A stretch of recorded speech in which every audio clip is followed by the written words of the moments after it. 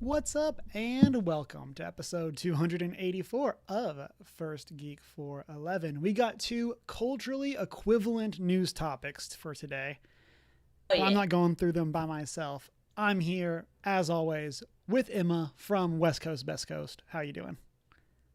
Good. It's been a great weekend, guys. Nice. We will be talking about the Oscars and Yeah. Pokemon Day 2025. Some big excitement coming in for both of those. And then, of course, we'll be catching up on what we have been up to. Remember, you can find us around the internet as OneGeek411. Join us in our Discord server. Shoot us an email at 1stgeek411 at gmail.com. You can watch live Monday nights around 6:30, 6:45 Mountain Time. And then you can also find our videos live on YouTube, where you can also find all of our VODs. If you're watching on Twitch, you can, of course, follow. And then if you're watching on YouTube, you can like, comment, and subscribe. Then if you're watching along live, be sure to let us know what you think as we chat through stuff. Let us know what you have been up to or what you think about the topics. Emma, before we get into our two news topics, what have you been up to this past week? Couple of things. I caught up all the way on Severance as a TV show, and it's great. And I need it to be Friday already so that the next episode comes out so I can watch it. Um, so many thoughts, so many theories. um, one of which has been both supported and discredited at the same time, Huh. which is weird, but I am very excited and curious to see where it's going. Um, and I love it. Great show. Highly recommend it. I've been playing more of Plague Tale and have been Nice. enjoying it. That's been my go through of the batch of several video games that I got to finish first. Definitely been enjoying it. It's been a fun time of sneaking and stealthing, and lots of fun trying to. Amicia, Um, you want to punch yeah, that kid in his mouth? Like, yeah. Be quiet! You're gonna give our location away.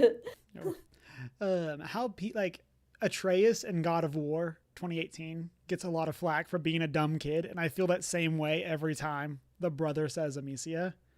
Yeah, In chat, Sneaky says, "Woohoo! More Plague Tale." Hugo is not yeah, the best. Like, he's trying, but man, yeah, is he awful to be around. Your yeah. kid's going through some stuff. It's certainly going through some stuff. Definitely experiencing some things that you should not experience at that age. Yeah, Um, I've also been playing, as usual, more Stardew. That's been my like chill, relax um, thing because, of course, it's Stardew. Um, I also watched the movie Flow this week, which, if people haven't seen, I highly recommend.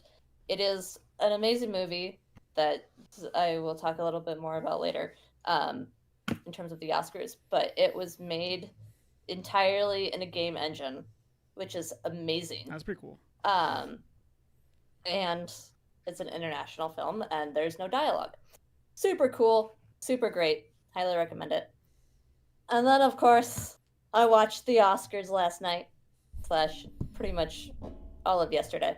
And it was great. And as I said last year, it happened like a mile and a half from my house. So I sat there on Hulu watching an event that happened a mile and a half from my house because I couldn't get tickets to watch people walk the red carpet. Yeah. Because those are hard to get. You have to know people. Um, but one day I will be able to watch people walk the red carpet, and then I will tell you all about it, and it will be great. And I had a fun time um, commenting to myself about the fashion choices because choices were made. Some good, some bad, some neutral. Yeah. Um, it was a good time, and I made myself a burger and potatoes and peas as my fancy Oscar dinner Nice. to eat while I watched the Oscars. And it was a good time. And I will talk more about it later. And that was my week. For me, continued some of the normal hobbies, like hobbying the hobbies kind of stuff. As one does. Went and played some more Lorcana this past week, and so that went very well. I went 2-1 again, losing to the same person I lost to the last time I was there, who's playing the full version of my deck versus like the kind of budget version of the deck that I am playing. But other than that, got 2 really good wins. Excited to go back, play some more. I have kind of been talking about it around, but I am really liking Lorcana right now. And so without going too much into like the gamesmanship of it, I really feel like it fixes some of the challenges that Magic has. And then also never going to complain about getting to play the Disney characters that I love in my game. Like, it has that going for it as an appeal as well, where playing Aladdin, just really cool. Yeah. Like, it's kind of the same reason. I mean, granted, like Pokemon, the collecting of Pokemon cards is arguably bigger than playing the game of Pokemon, but Pokemon has that same benefit of it's you get to play with your favorite Pokemon, like, and collect the cards of your favorite Pokemon. Of like the shop that I play Lorcana at, like, obviously sells Pokemon cards, since that's what a lot of shops sell. And like, I've thought about picking some of the bulk ones up just because, oh, that's Larvitar. That's my favorite Pokemon. I could grab the card of that for 25 cents. Am I going to do anything with it? Definitely not. But I love that Pokemon. And so, yeah. And so I think Lorcana has that going for it, which is really cool. And then might have some even more exciting Lorcana news for next week, because we're getting our new set release. So, Ooh. And so I might have some other news around that as well. And then in the realm of reading, actually today, before podcast, I finished The Unbound by V.E. Schwab. This is the sequel to The Archive.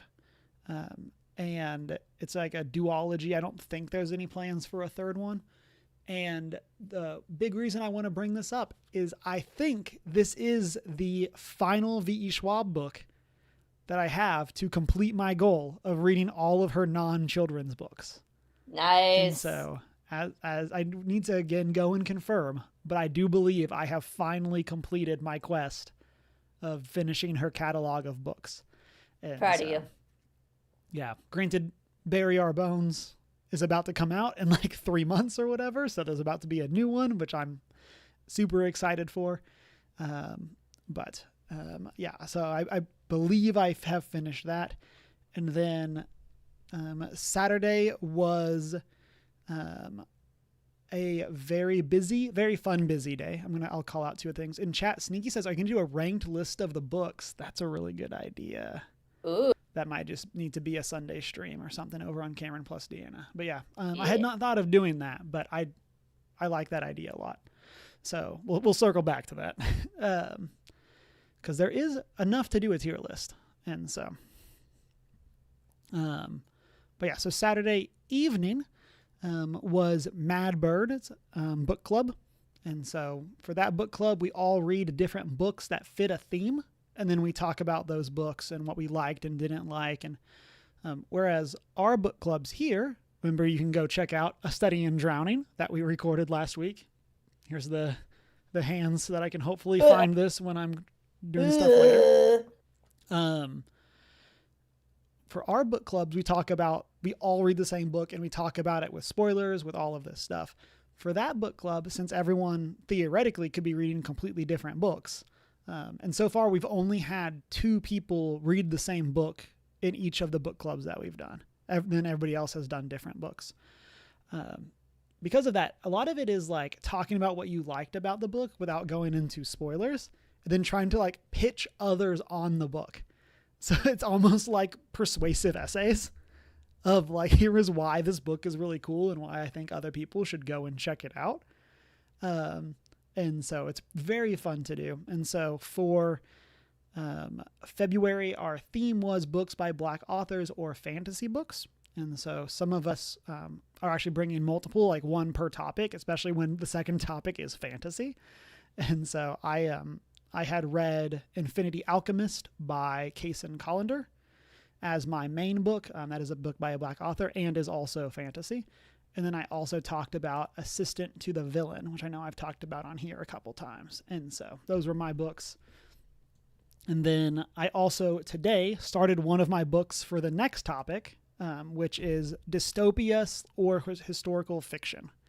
And so I am doing Do Androids Dream of Electric Sheep, which is the inspiration for Blade Runner. And then I checked out an ebook as well. Let me get the title for that. This is the other one. I haven't started it yet. Called Hell Followed With Us, which is, Ooh. I think, about somebody who's trying to get away from a cult that has ended the world. And like people are still around, but like they like caused the end of the world. And now people are just kind of chilling on what's left of the planet. And so as one does, you know. Yeah, as one does. And so I'm looking forward to starting. Not much that, else you can do in that scenario. Yeah. And so, and I could be wrong. That's just my very quick synopsis. I Googled good dystopian books and that one had cool art. And so that was why I picked it. And so, and then last thing that I talked about. Oh, and actually BRB. I forgot to grab these before I got started.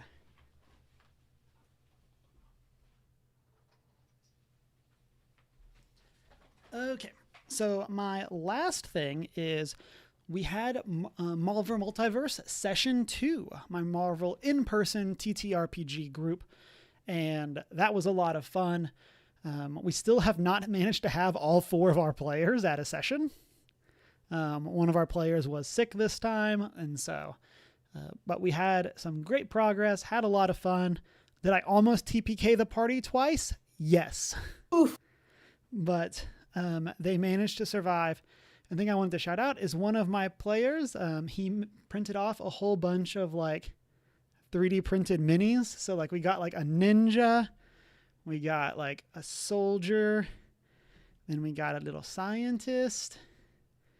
And then over here we have, I asked him for like a generic thug and it's like a cyberpunk mini. And so it's been really cool. One of the problems that I've been having with running this game is that obviously a lot of TTRPG stuff is fantasy related.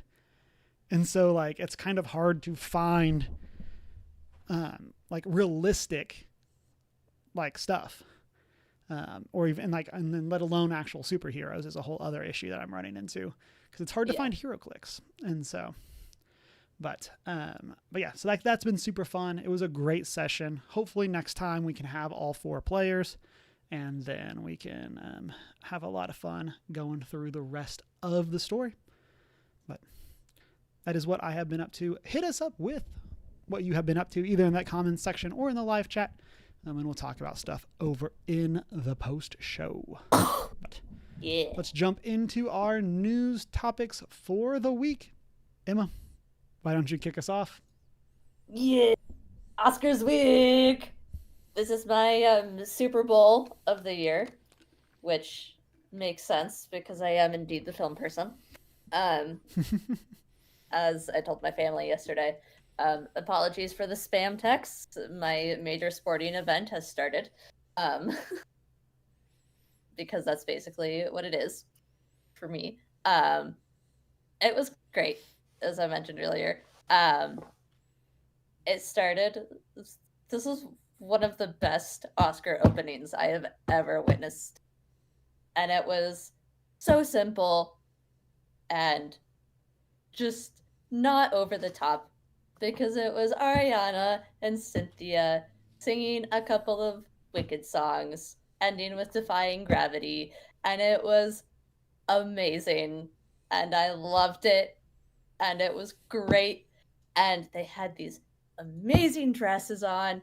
Ariana's was designed to look like the ruby slippers from The Wizard of Oz. Oh, that's cool. And Cynthia's had like these really pretty flowers on it or whatever. Apparently there's a lot of history to the dress that Cynthia wore. I don't know it all, so I'm not gonna spout it because I could get details wrong. But I read some stuff on it and it's really cool. And it was great. And it was great to just like witness it and like know that she was performing it live. Well, both of them perform it live.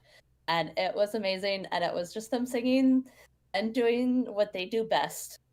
And it was stunning, and I loved it. And um, I decided that Wicked is in my top 5 greatest movies of all time because of that performance, because it is, in my humble opinion, and I could gush about it forever and a day. Still think it should have won Best Picture, but that's okay. Didn't. Um, And we do we've got talk part 2 Wicked coming up. in our 2024 recap. Yeah. That is something that made your and Shanine's lists. So Yeah. Part 2 comes out this year, so I still have some hope for both Cynthia and Ariana. Neither of them won for their roles, which is one of my complaints because I think they both should have won. They, as I've said before, when Ariana was announced to be Glenda, I was like, that is a terrible casting choice. Why would you pick Ariana Grande? And then I went to see the movie and I was like, oh, that was quite possibly the best casting choice you could have ever made for the role of Glenda. Um, so yeah, that's general overview. A couple of the leads, heads, managers of LA fire departments got to walk the red carpet and got a standing ovation for a lot of their hard work fighting the wildfires that broke out in January, which is great. that's awesome. So a lot of just like all of the firefighters in general got a lot of recognition for all of their hard work. And we so greatly appreciate that. Especially coming from like people like myself who are living here and also like not the rich and famous who can afford to just up and relocate if things burn to the ground. We appreciate it, keeping us all safe. So those are some stand-up moments. Notable wins for this year. As I mentioned earlier, I talked about watching Flow, which won for best animation. Rightfully so. It was done completely on. I have to look this up. I'm Googling as well. Oh, this one with the cat. Okay. I've seen. It's the one with the cat. It has no dialogue at all. It's just like it's in a. It was created in Blender. Blender, there we go. Which is a game engine. And it won best feature length animation, and it's the first Latvian film ever to earn an an Oscar Academy Award, which is amazing. So it's, and then which also makes it the second international film to win a feature length animation, which is great. I watched it last week and like basically cried throughout the entire movie. It's they do it so beautifully. The animation is stunning. The story is great. Just even without any words or dialogue or anything, they're able to tell this whole story of just survival, and it's so great. I highly recommend people go watch it because it's definitely one that's worth supporting and really just getting into. Kieran Culkin won for Best Supporting Actor in The Brutalist. And I bring this one up because he had a hilarious story in his acceptance speech where he basically talked about how his wife agreed to having 4 kids the day he won an Oscar. She told him, "The day you win an Oscar is the day that I will be okay with having 4 kids." And she said that like 6 months ago, and then he won an Oscar. And he was like, "Oh, ye of little faith, here is my Oscar. I would like 4 kids now." He tells it a whole lot better and in a less terrible way than I did. But I just thought that was funny because it like it was just this cute moment between him and his wife where he was just like, I love you, my dear. I'm going to make fun of you because I love you. Um, and it was cute. Um, Wicked won for production design and best costume. I'm glad Wicked at least won Yeah. something / two things because it's so well deserved. The great thing in this case is that the best costume, it was the first Black man to ever win an Oscar for costume design, which is great. Yeah, that's It's, awesome. I mean, it should have happened a lot earlier on in the Academy's history, but it's great that we're at least making some kind of progress. And it is so well deserved because the costumes in that movie, stunning. Like, amazing costumes, amazing production design, several million tulips getting planted instead of CGI-ing them in. Love that. It's great. Like, they really, really committed to the bit, and I respect them so much for that. Dune 2 won for best sound. Wasn't super surprised by that one. I like to play this game during the Oscars, whereas each category gets announced. I like to put in my prediction as the category is getting announced rather than beforehand. And when sound design came up, I was like, immediately, Dune's gonna win for sound. Easy call, easy judgment, and it did. And I was like, ha! I knew it! The sound in that, great. Yeah. I mean, Dune also won visual effects, and like, yeah, we talked about this before the podcast started, but like, it's funny to think of like as a layperson who has no idea, like, is not in the zone of like I see best sound, and I always go to the like, because like there's the same categories in video games as well, like best sound design versus like best performance, and so like you go into stuff of like, it's like, oh yeah, Dune's sound is amazing. Like, it's so good. And like, if it's like, especially like Wicked's also in this category, but like that's a different thing. Like not like the music of like, and I had to like wrap my head around that just because that's not how, no, like, the sound design is is very much a different category than music, and Dune definitely gets deserves that award. So, as well as visual effects. So good time, good for them. The wild thing about this year's Oscars as well is there was a guy there who is now tied with Walt Disney himself for the most Oscars for a single movie. One guy is tied with Walt Disney, and that is Sean Baker, who won 4 Oscars last night as director, editor, best original screenplay, and best picture, all for Nora. So that one guy did a bunch of those things and just got awards for them. Just cleaned up.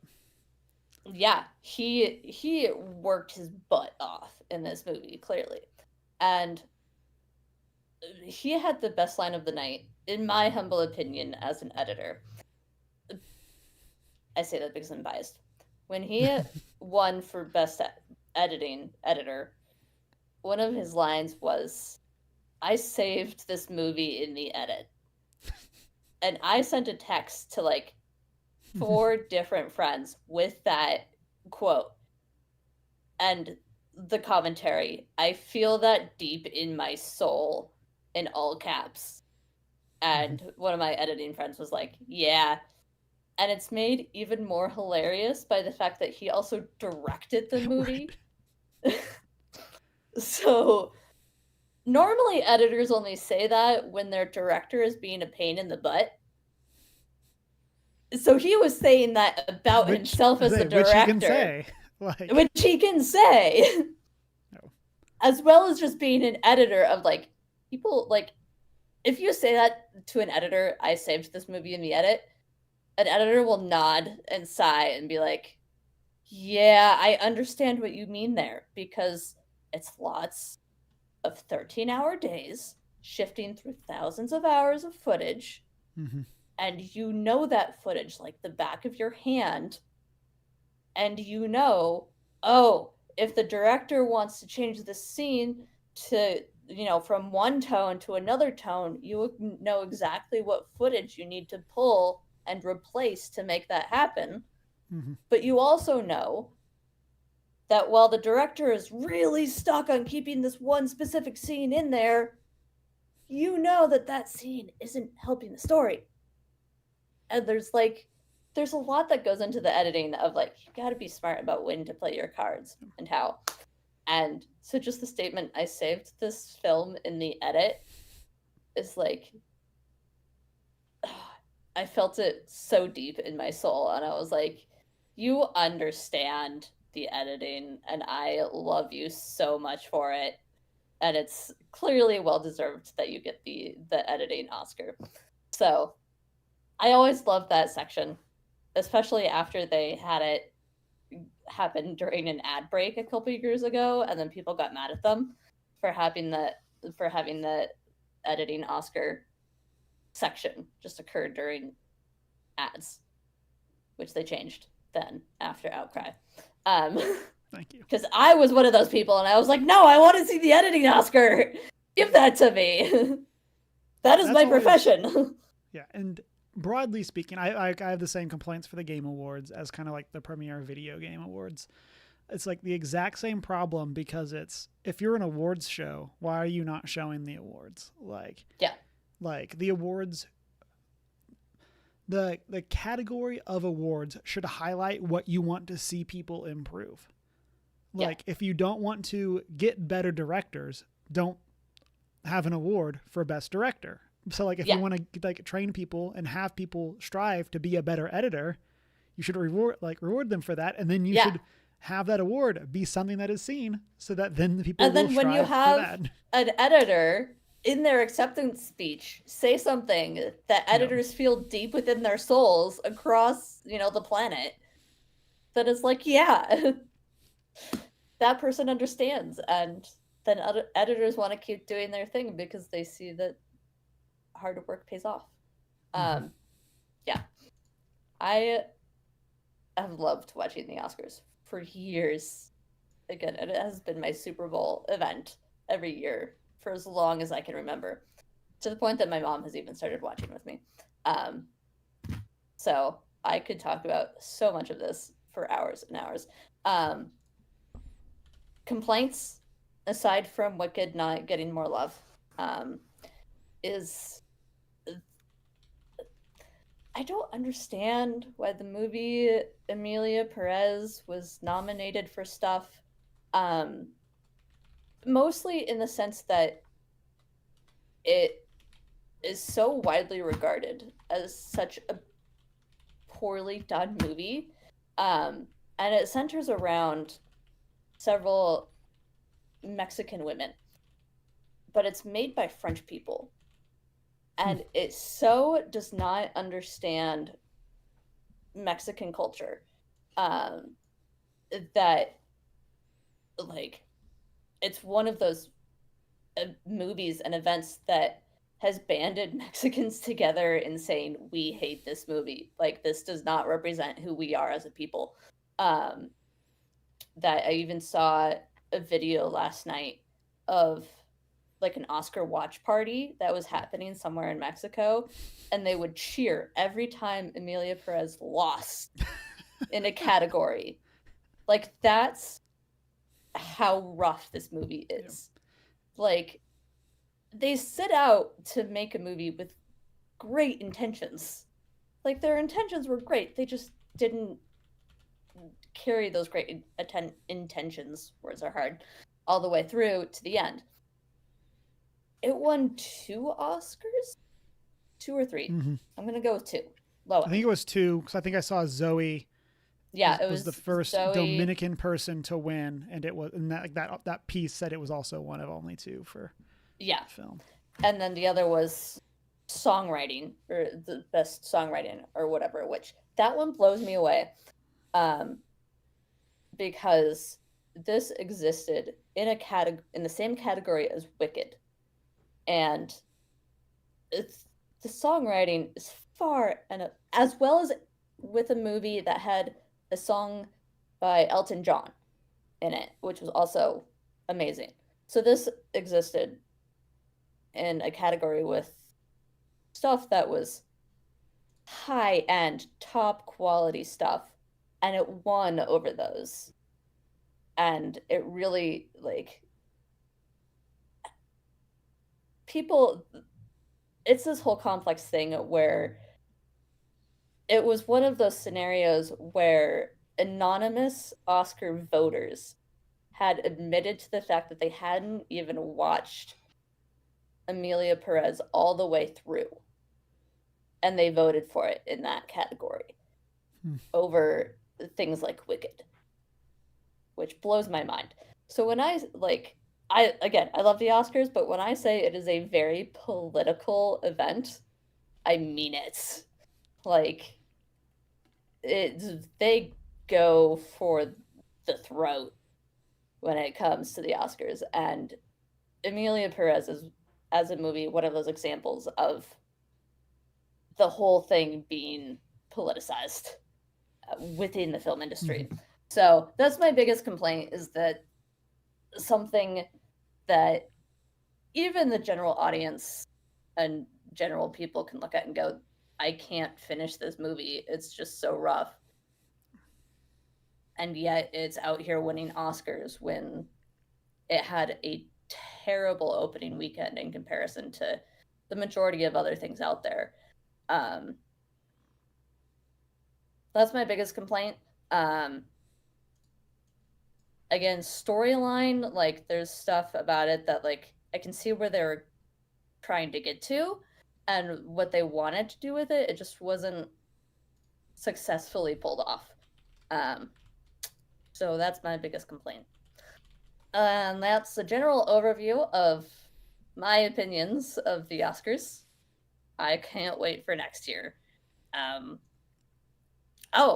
My work so I work for Warner Brothers, for people who don't know.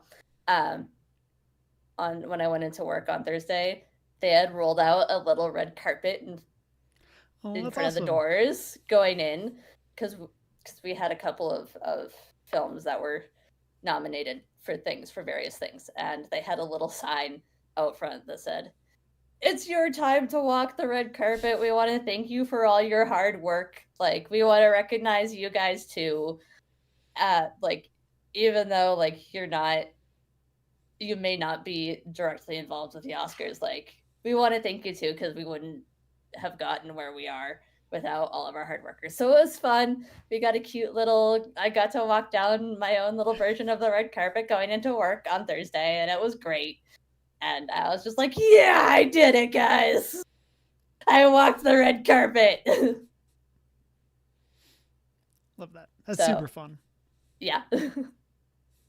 So that's the Oscars. Okay, again, for something equally culturally equivalent. Yes, culturally totally. Important. Who's that Pokemon? Let's chat Pokemon Day 2025. Yeah, give me the deets. Yeah, they're celebrating the 29th anniversary of the release of Pokemon Red and Green in Japan. Nice. On February 27th, we celebrate Pokemon Day. Next year, the big 3-0, which never do release math, but like, don't question it. Yeah, crazy. And so we did get some announcements. Honestly, this Pokemon Day was nothing too crazy. I would say there are like 2 major announcements. We'll get to those at the very end. And then because of like the sheer power of Pokemon, like there's so many other things happening. So yeah, we'll talk through some of the other announcements and then get into the 2 big ones. For context, Emma, if I recall, you are not a Pokemon person, right?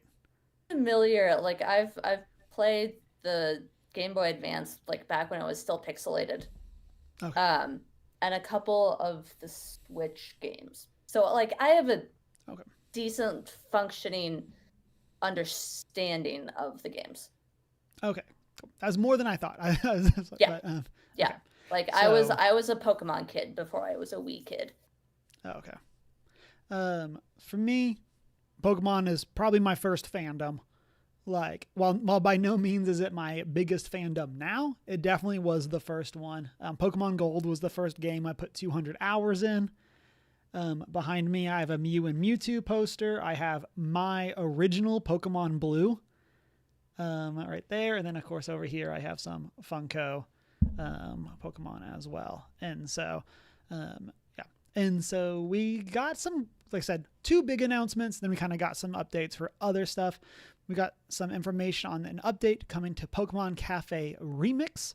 We found out about the continuation of the Netflix animated series Pokemon Concierge coming back in September with new episodes and new Pokemon.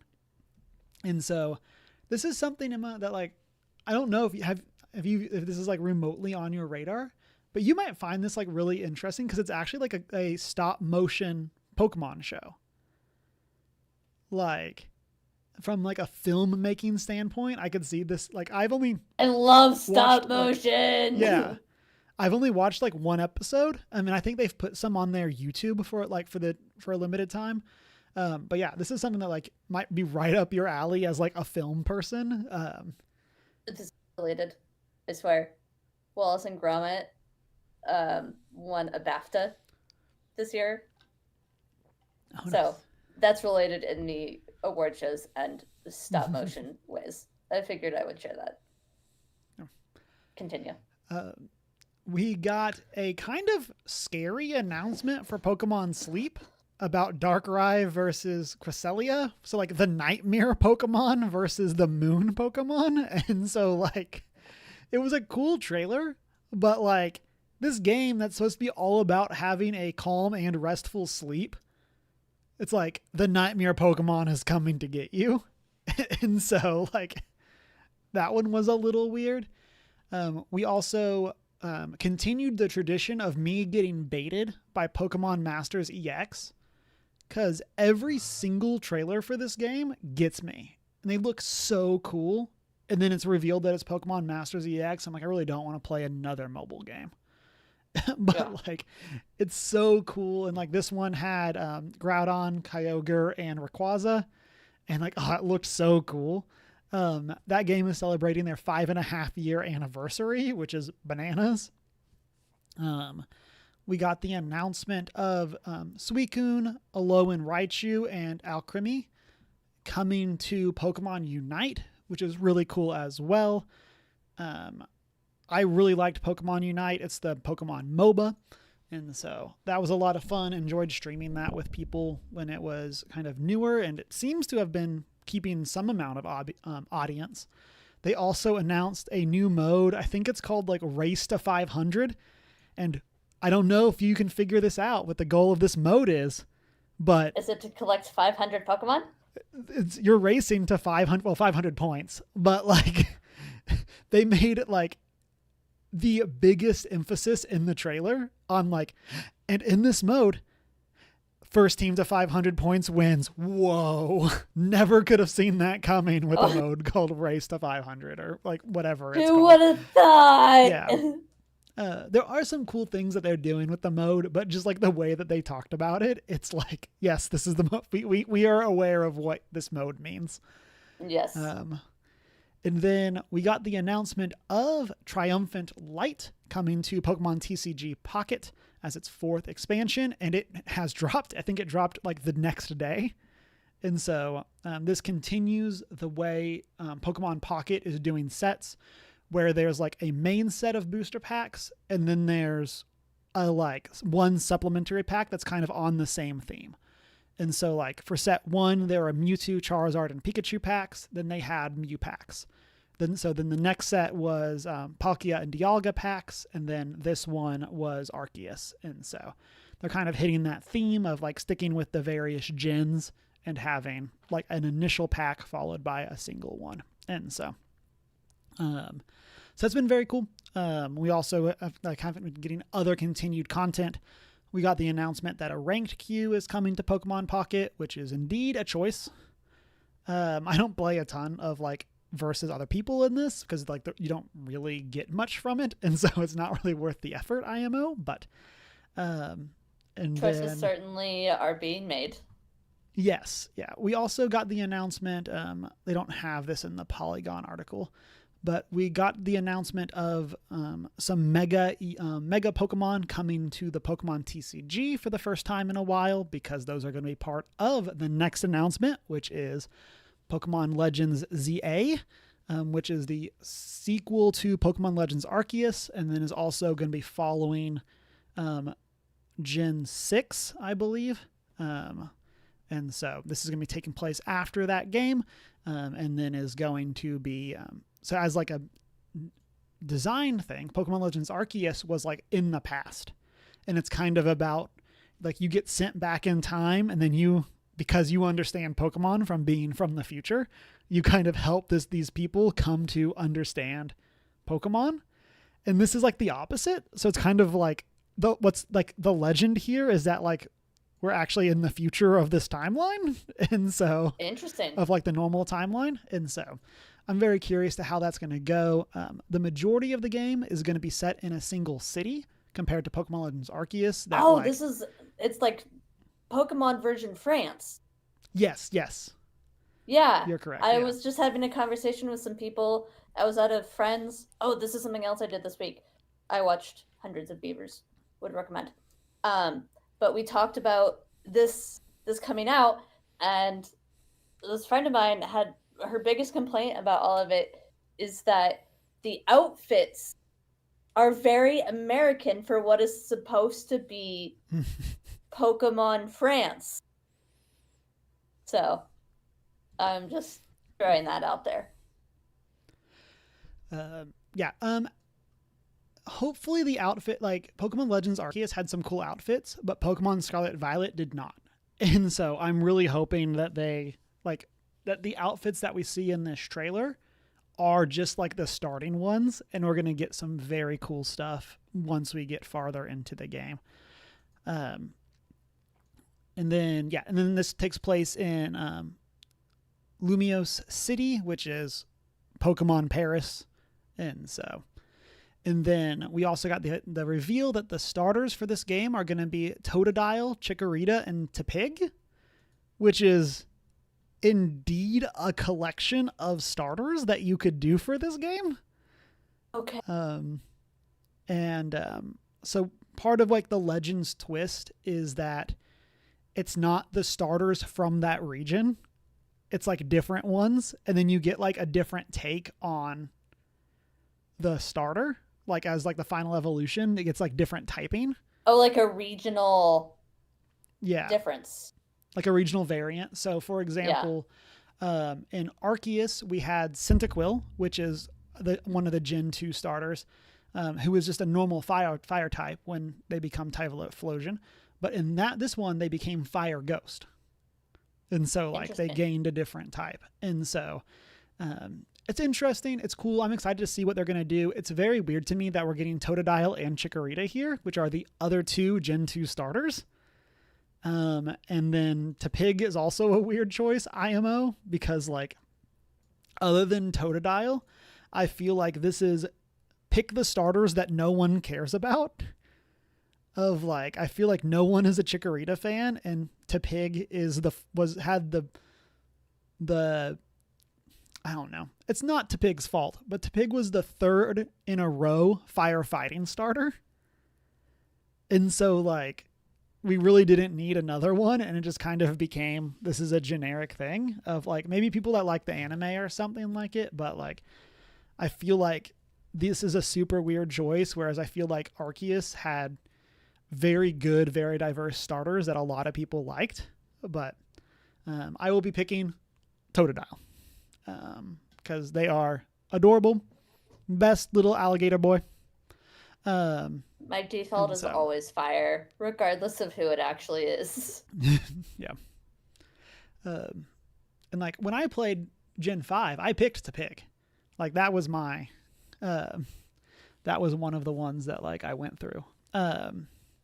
But Yeah, so I'm very interested to see what we're going to get here. Oh, no. I didn't pick to pig out of spite because it was firefighting. That's what it is. Gen 5 is the first time I didn't pick the fire starter. That's fair. I was confusing it with Chimchar, which goes into Infernape from Gen 4. And so... but yeah, and then we also got confirmation that we are getting the return of Mega Evolutions. This was not overly surprising, but is a very good confirmation. And then we got the reveal of the release window being late 2025, which means theoretically this could come out on the Switch after the Switch 2 released. And all we have is this trailer, but I'm going to just say this game looks like it is going to struggle graphically in the exact same way that Pokemon Legends Arceus and Pokemon Scarlet and Violet struggled. Also, the trailer for this game looks like there's no voice acting. Classic Pokemon. Why don't we have voice acting? I prefer it. So I'm the other way. Like, why are we not like you're the largest media franchise? Why is there not voice acting? I don't know. I feel like Pokemon specifically, I like it better without the voice acting. But I also grew up playing Pokemon with my sound all the way off. So I just had to make all of the sounds up myself. So, There's that as well. For some reason, that reminds me, we're playing the... Who's that Pokemon again? I saw a meme a while ago about the idea of having your ringtone or having your phone be like a Pokedex. And so every time you put someone in your phone, you have to record them screaming. so that it's, and so their ringtone is literally them like screaming their name like they were in battle. And I'm like, man, I love this idea, but that's what would be like, of course I would forget to mute my phone in a meeting and I would get a text from someone and it would just yell their name. But I love that idea. And then our final announcement was the reveal of Pokemon Champions, which is being developed. We don't have any other concrete information, I believe, on a release window or anything like that. One of the exciting things about this is that it is going to have crossplay between Nintendo Switch and mobile. And then this also is a game that is focused on battling compared to the normal Pokemon formula. So like battling other players, like humans, versus battling NPCs. And so this is something that could be very huge. The Pokemon like competitive community has been on a huge like increase in popularity over the past couple of years. And so having a game that is like dedicated to battling would be huge. And this is something that could separate competitive Pokemon from the release of the generation. Of like, you could just have Pokemon Champions be the competitive game. And so, as well as just from like casual players who are just here to have a good time. Oh, for sure. There are some thoughts in a that good this way. could be that this could be like Pokemon Stadium, where like you have your mini games, you have all of these silly things, and then it has some sort of battle thing. But one of the places that's really exciting is that means that they could theoretically put more money into effects and Pokemon models and stuff like that, because they would be working to upgrade Pokemon Champions versus trying to like constantly bring all the Pokemon into whatever new engine that they're working on. So we could finally get like Blastoise to use his water cannons to fire water and things like that. Because they would have more time to stick with the individual models. And then one of the other big reveals that we got in part of this is for the, I believe, first time ever, we're getting a crossover between the different Pokemon mechanics. So in this trailer, we see Charizard Mega Evolve while fighting a Gendozo who is terastallized. And so, nice. As far as I'm aware, I could definitely be wrong, but as far as I'm aware, we've never seen a battle with two different gimmicks going on at once. And so this would be really huge if this is something where like you can queue up for the battle and like you get to choose like what gimmick do you want to use for your team, or like stuff like Yeah. Oh, this tournament is only terrestrialization, or this tournament allows everything, or like there could be some very cool ideas for what you're going to do to differentiate now that you have access to all of this, because it's not tied in to a specific game. And then while I do not play competitive Pokemon, I do know one of the major gripes about it is that if you need a Pokemon with specific abilities, it is a huge pain. And like I was watching Wolf, who's one of like the biggest Pokemon competitive people. And one of the things that he talked about is like he was trying to get a Pokemon and it took him 9 hours to get the Pokemon that he needed. And he got lucky and was able to catch one that had the stats or whatever that he needed. And that's just 9 hours to get one Pokemon that he needed for a tournament. And so, so that's huge. If there can be something in this game that can help save time if you need to adjust your team or move stuff around. Yeah. And so I'm very interested to see where this is going to go. I'm also very interested to see what this is going to cost. Is this going to be free to play? We know we can transfer Pokemon to and from it using Pokemon Home. So that's really exciting. But what is it going to actually look like to acquire Pokemon within Pokemon Champions is something that we don't know about. And I anticipate we probably will not find out anything else about this till Pokemon Day next year. I doubt we will hear anything. Yeah. But that was the major Pokemon Day announcements. So super cool stuff. Again, 2 really big announcements with more information on Pokemon Legends ZA and then Pokemon Champions, then a lot of other just like random interesting stuff that's not nearly as like mainstream. But that is going to wrap up our 2 main topics for this week. Stay tuned. We did our book club last week. Most likely not having a book club this month. We'll see what's going to happen. And then stay tuned for that announcement over in the Discord, as well as if we're able to do an April book club, what that's going to look like. And then thinking I might have had a different announcement. Did not talk about this in the news, but we have Daredevil Born Again starting tomorrow. So yeah, that might be something on Disney Plus, right? Yes, on Disney Plus. And so hopefully we'll be able to do a spoiler cast for that once it finishes. I do believe it's 8 episodes, but I could be wrong. And so once that finishes, we'll be able to go through again, hopefully do a spoiler cast. It looks really good. I'm ready to be heard again. Yeah. And then of course I know Shanine is a huge Daredevil fan. So hopefully we'll be able to get her to come back in, make some time because she's very busy. And then we can do that Daredevil spoiler cast. So stay tuned for that. And then, let's get into the post-show chat after we go through where people can find us, which is OneGeek411 around the internet.